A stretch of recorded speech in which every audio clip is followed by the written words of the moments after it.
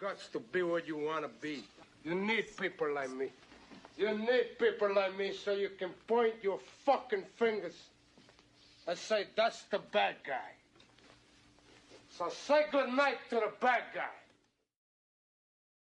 Guts to be what you want to be. You need people like me.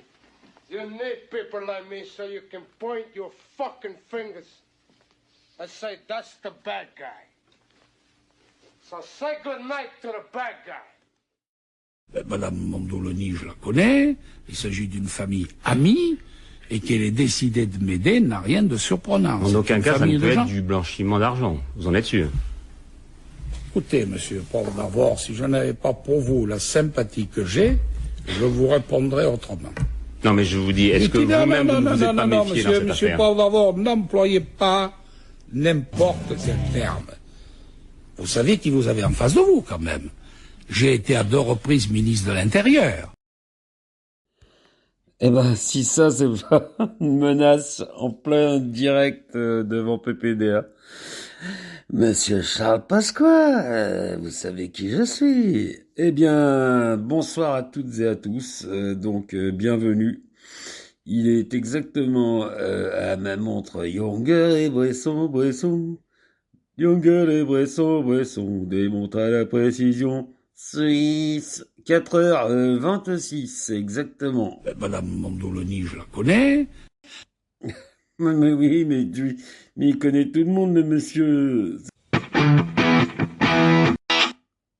Eh ben oui. Donc, je peux pas m'empêcher de rire, que voulez-vous, ces temps-ci. Donc, on va... Bon, allez, non, c'est pas drôle du tout, ce que... Non. On me voit, on me voit plus. On me voit, on me voit plus. On me voit plus, on me voit. Super. On me voit plus. On me voit plus, on me voit. On me voit, on me voit plus. On voit un peu, on me voit. Voilà, ben c'est un peu comme moi ce soir, quoi. Bon, eh bien, écoutez, avant de commencer cette émission, allez, je vais être un petit peu Schlitzmann, puisque j'ai quand même été le batteur de... C'était vraiment un trio vache qui a envoyé sévère, et ouais, on peut le dire, hein, c'est pas de la prétention. Donc voilà les Schlitz.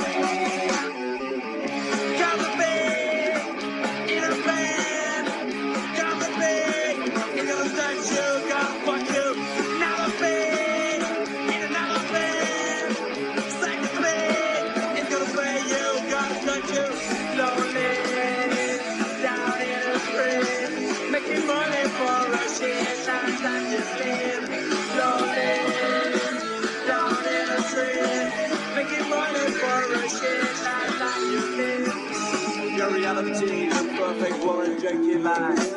Your reality, I don't wanna live it.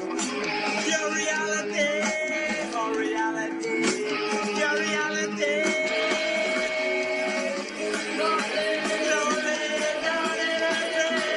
Making money for a shit that you live. Making money for a life that you live. Et oui, et on fait un gros bisou à tous les Schlitz qui ont fait partie du groupe, Thierry, Serge, Schlag et particulièrement à Jeannot. C'est jamais agréable. Enfin, il faut retenir le positif, mais bon, bah, que voulez-vous, il a choisi sa fin comme ça, c'est comme ça, on n'y peut rien. Alors, pour parler d'autre chose, il vient d'avoir 79 ans et ah bah quand même, mais c'est un truc de fou hein, quand vous y pensez. Est-ce que vous lui auriez donné 79 ans à l'époque? Allez, je vous le laisse deviner. Now we're gonna be face to face, and I lay right down in my favorite place. Now I wanna be your dog. Now I wanna be your dog. Now I wanna be your dog.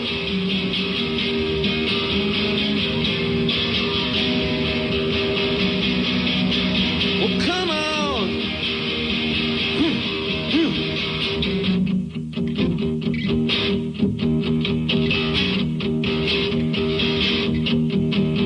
Now I'm ready to close my eyes. And now I'm ready to close my mind. And now I'm ready to feel your hand. And lose my heart on the burning sand.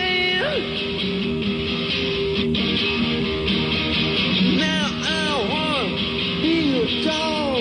Now I wanna be your dog. Now I wanna be your dog.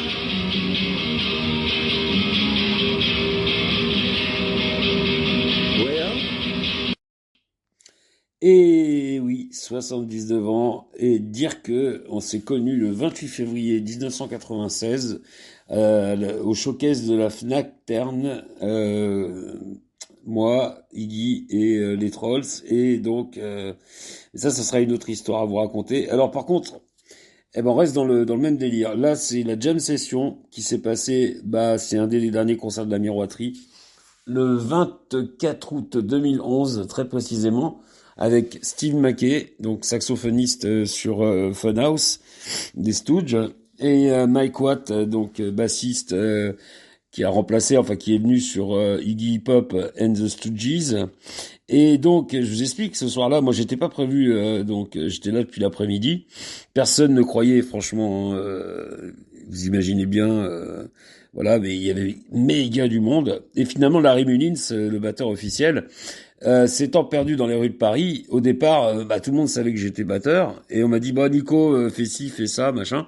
Et je me suis retrouvé donc à jammer avec tout ce monde-là, et c'est magnifique. Voilà, je vous mets un extrait quand même.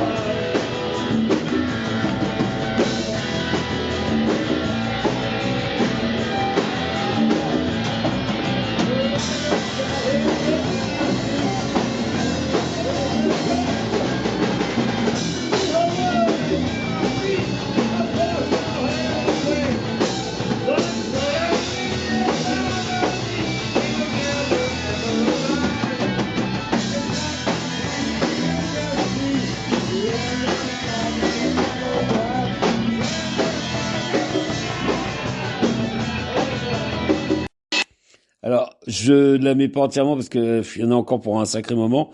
Je vais juste vous dire que, en fin de compte, à la fin, Mike Watt, il me regarde et il me fait en anglais, You have played with your heart and your earth.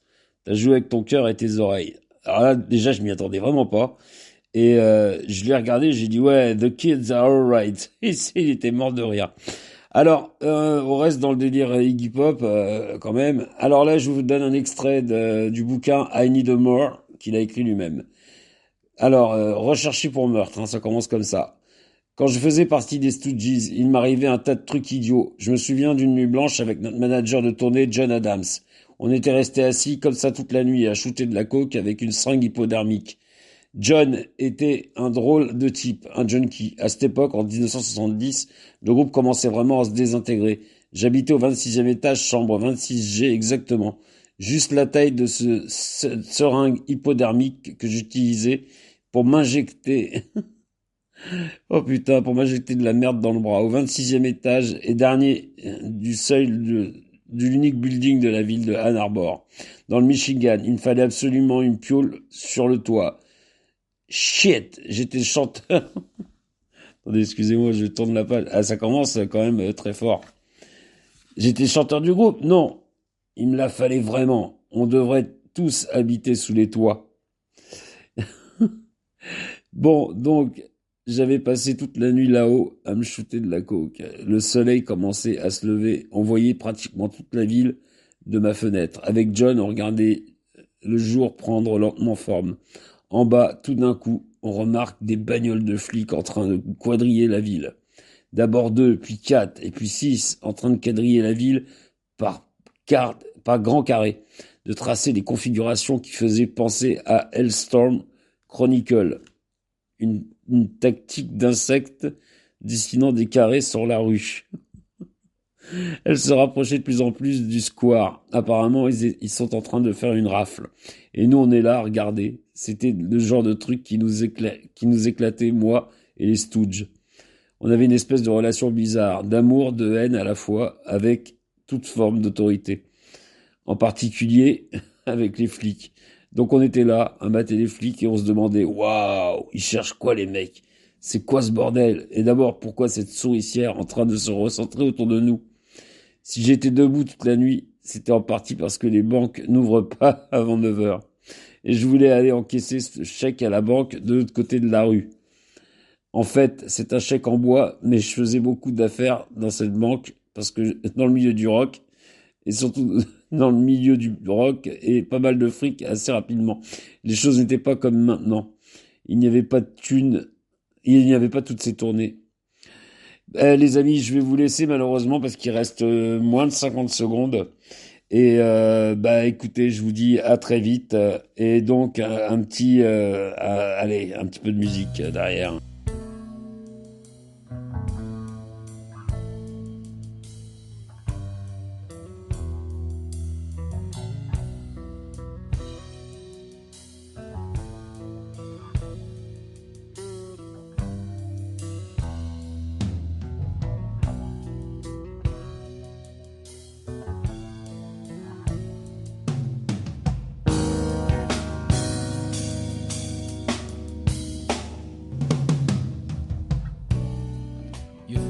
Live your life alone, in darkness, in seclusion.